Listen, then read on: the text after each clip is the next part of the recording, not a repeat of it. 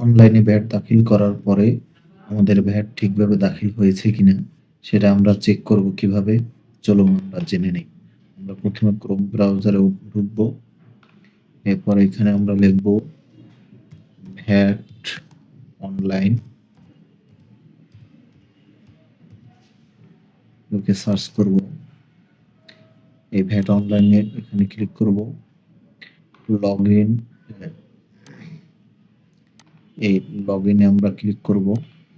এখানে আমরা আমাদের পাসওয়ার্ড টাইপ করব। এরপর ক্যাপচা দিব, লগইন করব।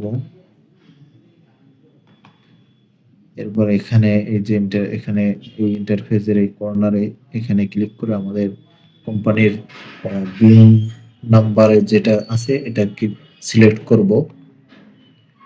তাহলে এখানে দেখা যাবে যে এখানে কোনো যদি অবজেক্ট,